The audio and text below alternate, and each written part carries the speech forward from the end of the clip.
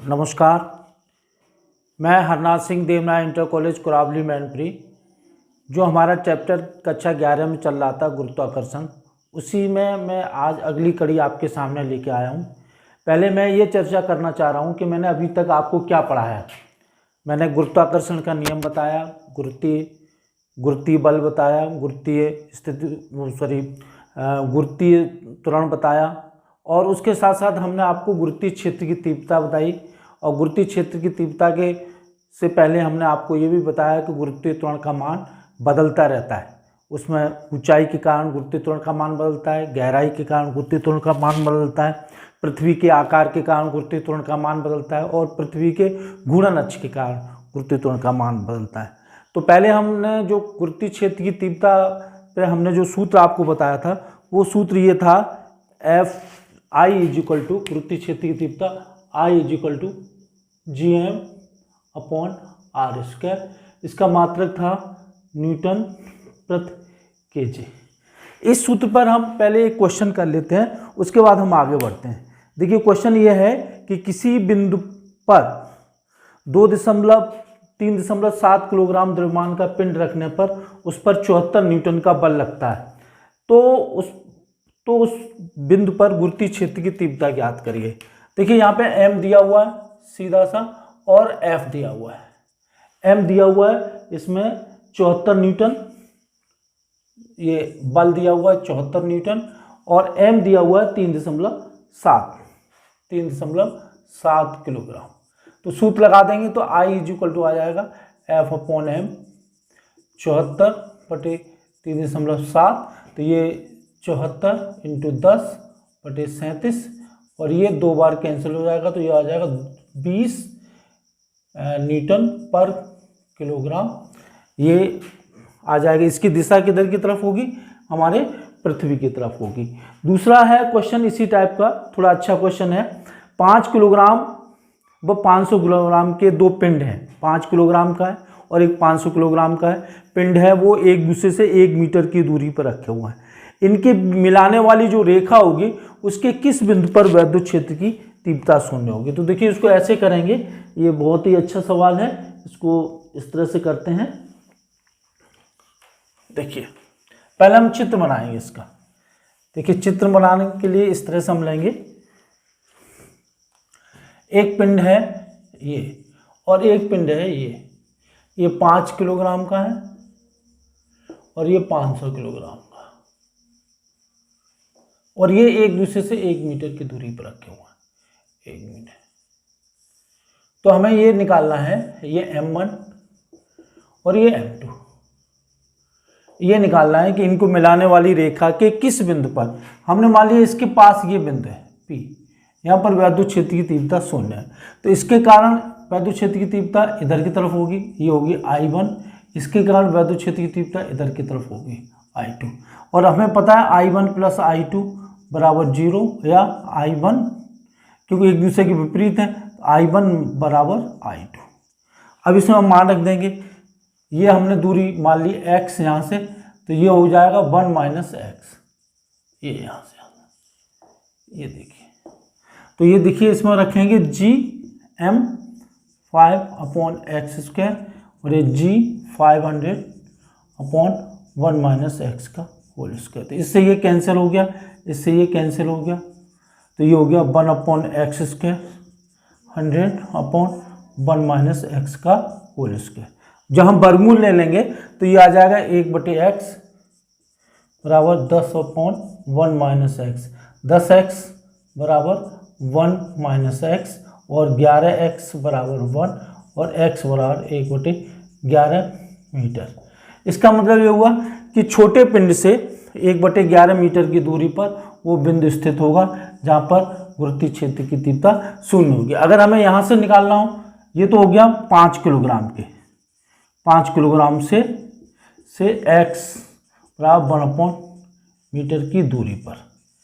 अगर हम ये भी लिख सकते हैं, यहाँ से भी लिख सकते हैं, तो ये हो जाएगा 500 किलोग्राम से ये दूरी 100, 1 माइनस एक्स, तो ये हो जाएगी 1 माइनस 1/11 अर्थात 10/11 मीटर की दूरी पर।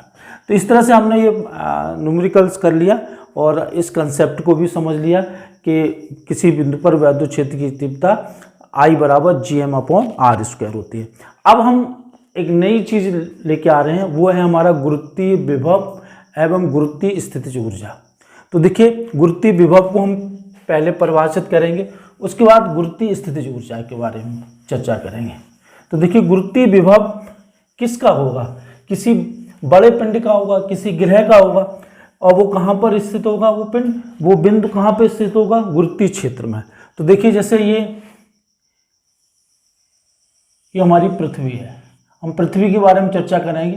ये पृथ्वी है, हम इस तरह से हम किसी भी चंद्रमा के बारे में चर्चा कर सकते हैं, हम किसी और ग्रह के बुध के बारे में चर्चा कर सकते हैं। इसके चारों तरफ ये क्षेत्र होगा, ये कहलाएगा गुरुत्वीय क्षेत्र। और गुरुत्वीय क्षेत्र में इस बिंदु पर हमें ये परिभाषित करना है कि यहाँ पे गुरुत्वीय विभव कितना हुआ। इस बिंदु पर गुरुत्वीय विभव ये कितना हुआ, तो हम इसको कैसे नापेंगे? किसी पिंड को, इकाई द्रव्यमान को कहाँ से? अनंत से इस बिंदु तक लाने में जितना कार्य करना पड़ेगा वो इस बिंदु का गुरुत्वीय विभव कहलाएगा। अर्थात इसको सूत्र के रूप में यूं लिखेंगे, अर्थात गुरुत्वीय विभव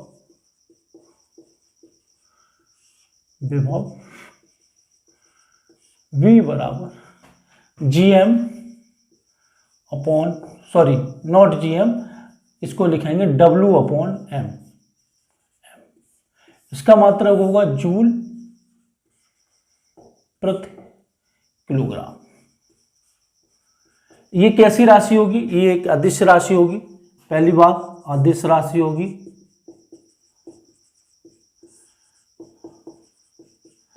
दूसरी बात क्या होगी? इसका जो विमीय सूत्र होगा वो क्या होगा? बड़ा आसान तरीका है, इसको mL²T-2/m, तो ये आ जाएगा L²T-2, ये विमीय सूत्र हो गया। तो इस तरह से अब हमें इसके लिए व्यंजक भी ज्ञात करना है। ये तो हमारा बेसिक सूत्र हो गया, V = W/m। अब हमें व्यंजक ज्ञात करना है, तो व्यंजक को हम कैसे ज्ञात करेंगे? गुरुत्वीय विभव के लिए व्यंजक, कंसेप्ट हमारा वही होगा, क्या? किसी पिंड को अनंत से उस बिंदु तक लाने में किया गया कार्य।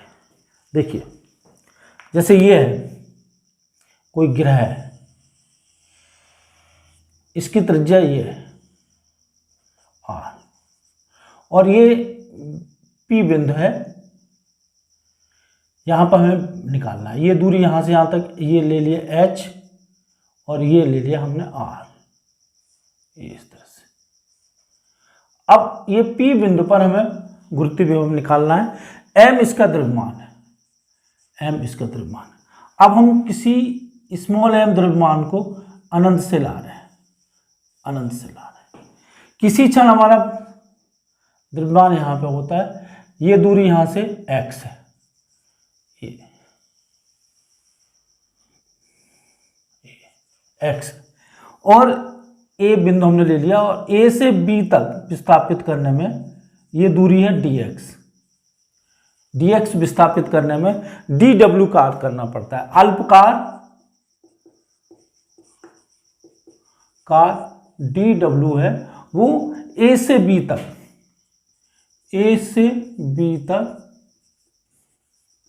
अल्प दूरी, अल्प विस्थापन dx तक लाने में करना पड़ रहा है।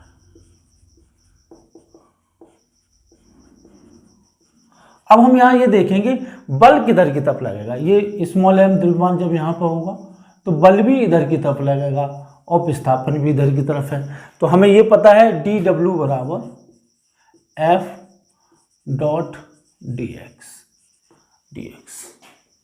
तो ये हो गया dw बराबर F.dx cos 0, क्योंकि जिधर हम विस्थापन कर रहे हैं उधर ही हमारा बल लग रहा है।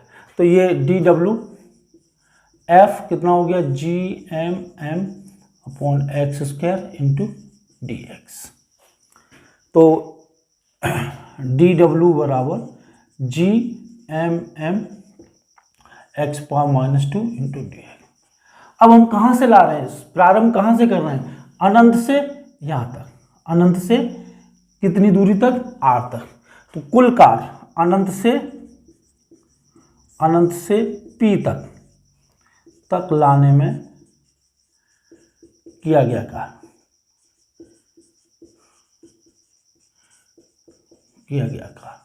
बल कार्य करना नहीं पड़ेगा, खुद होगा आकर्षण बल के कारण। तो हम अभी तो यही लिखेंगे किया गया कार्य। तो W is equal to integrate कर देंगे कहाँ से, इन्फिनिटी से आर तक, इन्फिनिटी से आर तक। दूरी हमारी कहाँ से नापी जा रही है, यहाँ से। प्रारंभिक बिंदु कहाँ है, अनंत, और अंतिम बिंदु कहाँ पे है, आर दूरी पर। तो G M M x power minus 2 into d x. तो इसमें जी एम एम निकाल लिया, बाहर कर लिया एम एम, और इसको हमने ले लिया, इसका इंटीग्रेशन करेंगे इन्फिनिटी टू आर और x power minus 2 into d x. तो ये हो गया जी एम एम, और इसका इंटीग्रेशन हो जाएगा x power minus 2 plus 1 upon minus 2 plus 1 और infinity to R, infinity to R. तो देखिए इसको हल करेंगे तो क्या आएगा, जी एम एम और यहाँ पे पावर रह जाएगी एक्स माइनस 1 अपॉन माइनस 1 और इन्फिनिटी टू आर। तो ये फाइनली हमारा रिजल्ट ये होगा माइनस जी एम एम और ये 1 upon R minus 1 upon infinity.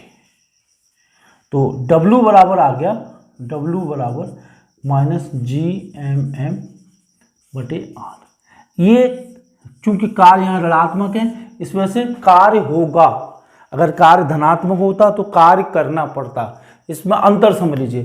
कार्य होगा मतलब हमारा पिंड स्वतः आ जाएगा यहाँ तक। अगर हमें इसको जबरदस्ती लाना पड़ता तो हमारा कार्य कैसा होता, धनात्मक होता। तो अब देखिए इसमें ये चीज़ हम देखेंगे, परिभाषा से अपने देखा था कि गुरुत्वीय विभव किसके बराबर होगा, गुरुत्वीय विभव V बराबर W अपॉन एम और V बराबर 1 अपॉन एम, और W का मान हमने निकाल लिया है, क्या है, minus G M M upon R. तो m से m कैंसिल हो गया, तो V बराबर minus G M upon R. अब इसका मान अगर हम पृष्ठ पे निकालना चाहें, क्योंकि हमें पता है r बराबर क्या है, r बराबर r प्लस एच है। तो अगर हमें पृष्ठ पे निकालना है तो क्या होगा, V is equal to minus G M upon R plus H, R plus H. और अगर हमें पृष्ठ पर निकालना है, पृष्ठ पर, तो क्या होगा, V is equal to minus G M upon R. इसको हम दूसरे रूप में भी लिख सकते हैं। किस रूप में, अगर इसका माध्य घनत्व तो हमें पता है, तो V इज इक्वल टू हो जाएगा, V is equal to minus G 4/3 pi R cube into rho upon R. तो V is equal to minus G 4/3 pi R square into rho. तो इस तरह से ये सूत्र ज़्यादा पॉपुलर है और ये सूत्र कम पॉपुलर है, ये भी ज़्यादा पॉपुलर है ये। तो इस तरह से हमने गुरुत्वीय विभव के लिए व्यंजक याद कर लिया। इसमें हम आपको क्वेश्चंस भी कराएंगे जिससे कि आपका ये कंसेप्ट क्लियर हो जाए। क्वेश्चन एक ले लेते हैं। क्वेश्चन ये है कि चंद्रमा के तल पर गुरुत्वीय बल क्षेत्र तथा गुरुत्वीय विभव की गणना कीजिए। चंद्रमा का द्रव्यमान दिया हुआ है और त्रिज्या दी हुई है। देखिए इसमें दोनों चीज़ें आ गई, गुरुत्वीय बल क्षेत्र भी आ गया और गुरुत्वीय विभव भी आ गया, और हमें चंद्रमा का क्या क्या दिया हुआ है ये मान हम देख लिखते हैं। देखिए क्या क्या दिया हुआ है, प्रश्न में स्पष्ट है, हमें कहाँ पर निकालना है, चंद्रमा के पृष्ठ पर निकालना है।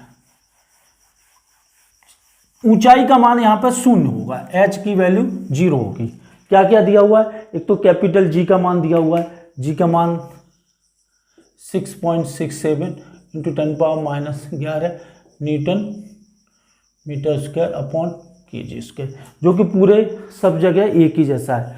और हमें इसका द्रव्यमान दिया हुआ है चंद्रमा का, m बराबर कितना दिया है, ये दिया हुआ है 7.34 इंटू 10⁻22 किलोग्राम। और इसकी त्रिज्या दी हुई है r दिया हुआ है, त्रिज्या है इसकी 1.74 × 6 मीटर।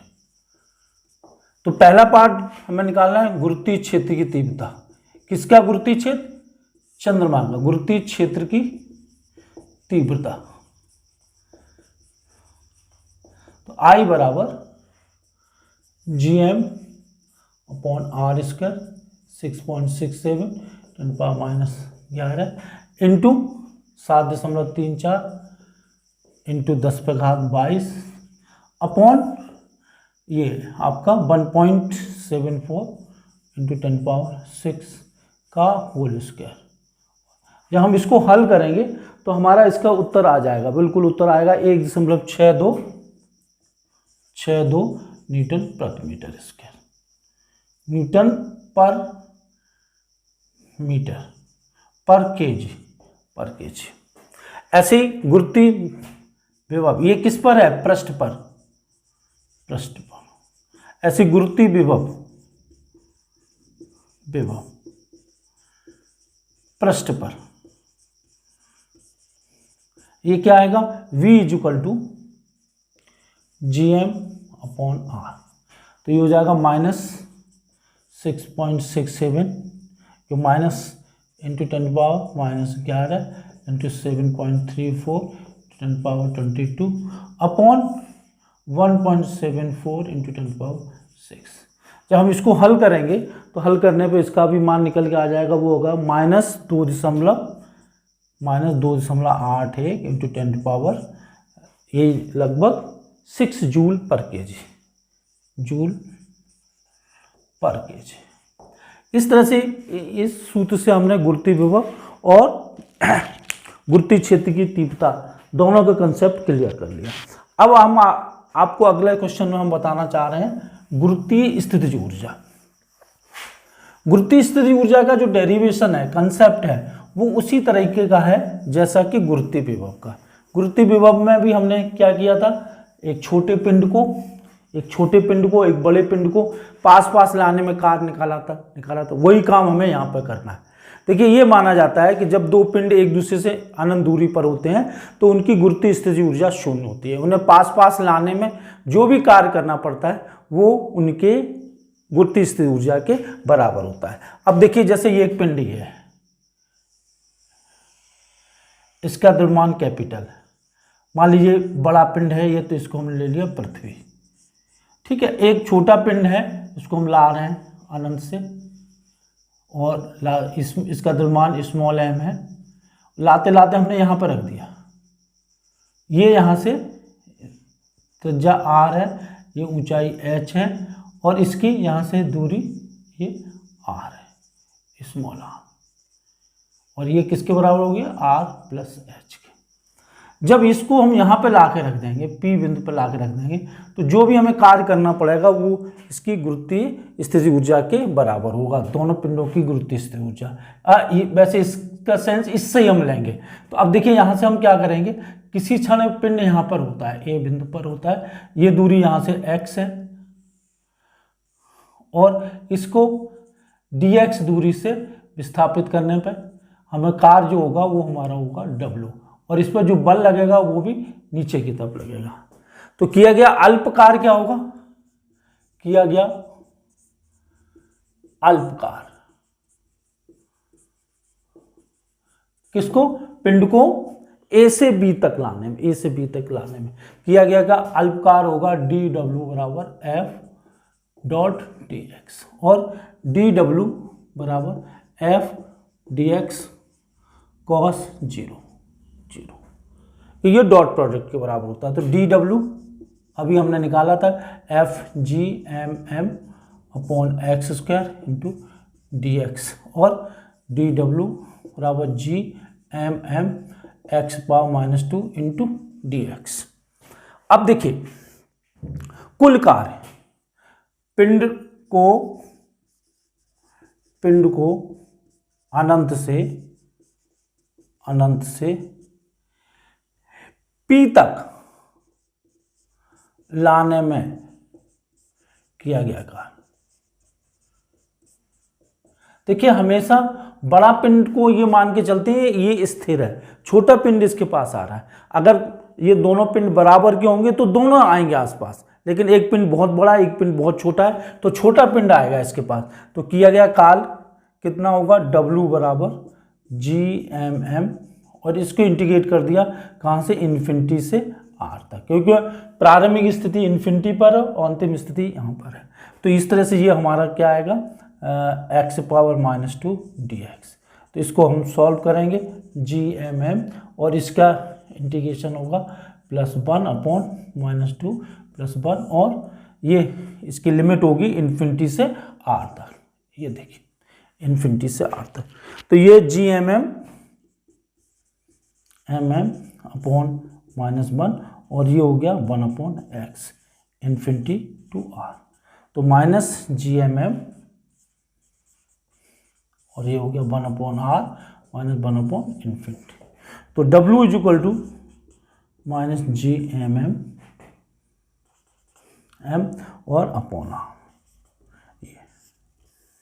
और जैसा कि इसकी परिभाषा से यही किया गया कार्य किसके बराबर होगा, गुरुत्वीय स्थिति ऊर्जा के बराबर होगा।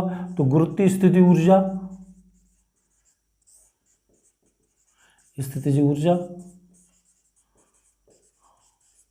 बराबर क्या होगी, U बराबर एच ले लेते हैं, UH बराबर minus G M M upon R plus H, क्योंकि हम स्मॉल r को क्या लिख लेंगे, R प्लस एच। ठीक है। अब पृथ्वी के पृष्ठ पर क्या होगी, पृथ्वी के पृष्ठ पर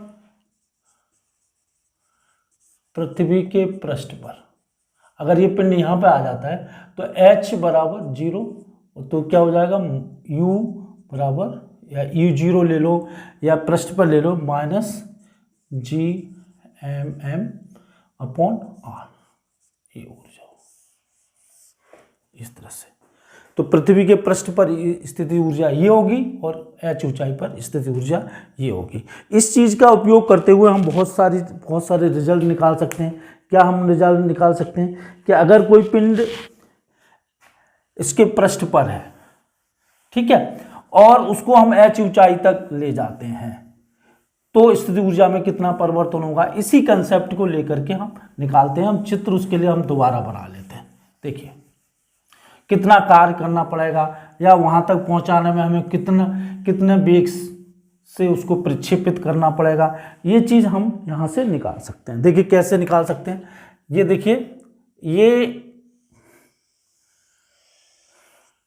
ये पृष्ठ पर है, इसको हम ले लिया A, ये UA होगा माइनस जी एम एम बटे R, पिंड यहां पर रखा हुआ, और इस पिंड को हमें B तक पहुंचाना है, B तक, इस ऊंचाई तक पहुंचाना है। ये UB होगा minus G M M upon R plus H. तो इसको यहां से कितने वेग से प्रक्षेपित किया जाए कि वो यहां तक पहुंचाया जाए, जिसको हम कहेंगे प्रक्षेप वेग। तो इसका द्रव्यमान मान लिया m, यहाँ पे भी m, तो यहाँ पे इसकी गतिज ऊर्जा क्या होगी, हाफ mv², और यहाँ पे गतिज ऊर्जा क्या होगी, 0। तो हम यहाँ पे ऊर्जा संरक्षण का नियम लगा देते हैं। ऊर्जा संरक्षण के नियम से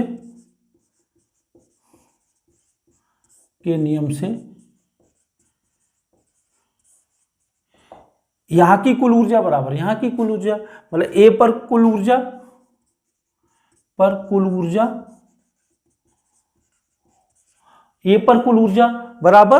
B पर कुल ऊर्जा,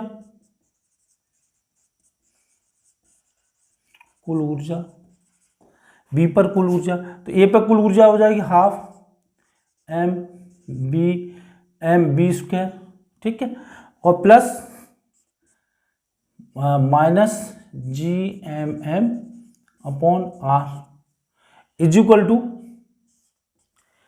टू यहाँ पे गतिज ऊर्जा 0 इस पर, और यहाँ पे plus minus G M M upon R plus H. अब देखो half M B square G M M upon R minus G M M upon R plus H. तो देखिए m तो पूरे में कॉमन निकल गया, पूरे में कॉमन। अब क्या बचा, half B square is equal to G M G, यहां पे हो जाएगा 1 upon R minus 1 upon R plus H. ये देखिए, तो ये half M B square sorry half V square is equal to G M, यहाँ लघुत्तम ले लेंगे R into R plus H, और ये हो जाएगा R plus H minus are.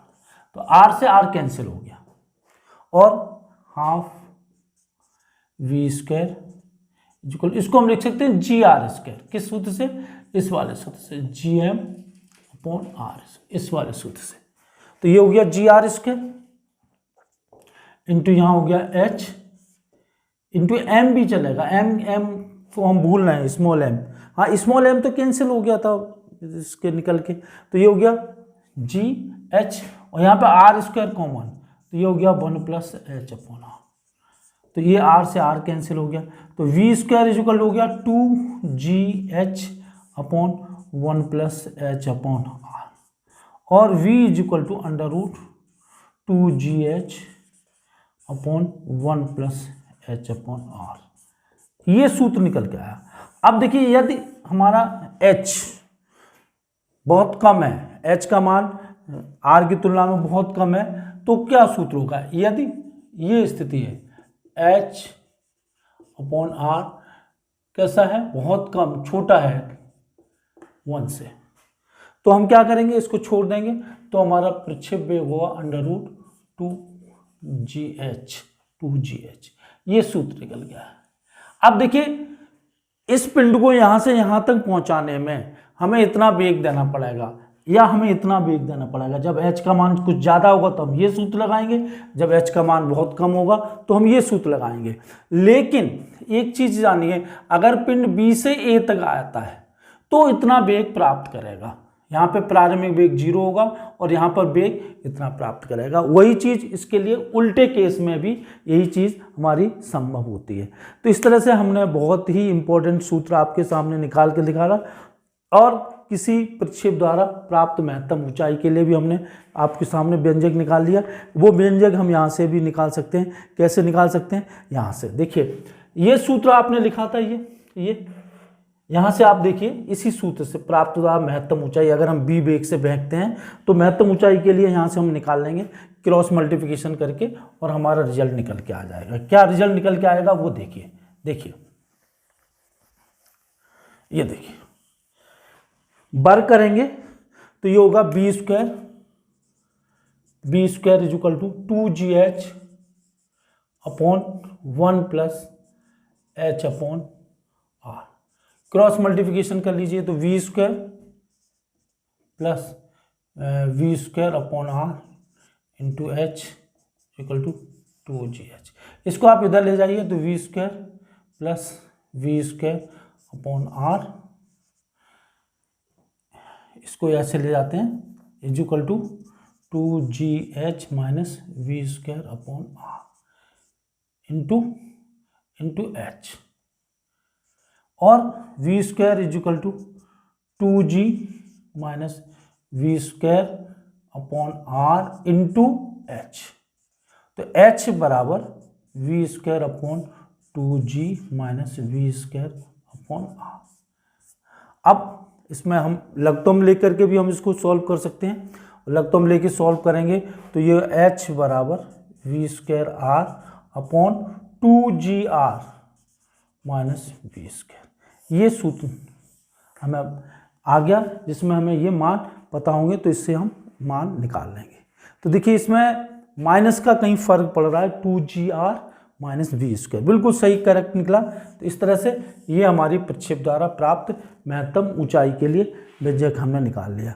अब देखिए इससे एक इसी पर आधारित एक न्यूमेरिकल और कर लेते हैं, जिससे कि हमारी बहुत सारी कंसेप्ट क्लियर हो जाए। यदि पृथ्वी का द्रव्यमान 6.0 × 10⁻24 हो तथा किलोग्राम हो तथा पृथ्वी तल पर इतनी ऊंचाई तक 100 ग्राम को वस्तु को की गुरुत्वीय स्थितिज ऊर्जा ज्ञात करिए।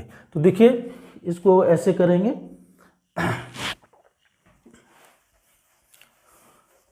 जैसा कि प्रश्न में दिया हुआ है, पृथ्वी का द्रव्यमान दिया हुआ है, पिंड का द्रव्यमान दिया हुआ है, ऊंचाई दी हुई है और हमें गुरुत्वीय स्थितिज ऊर्जा को ज्ञात करना है।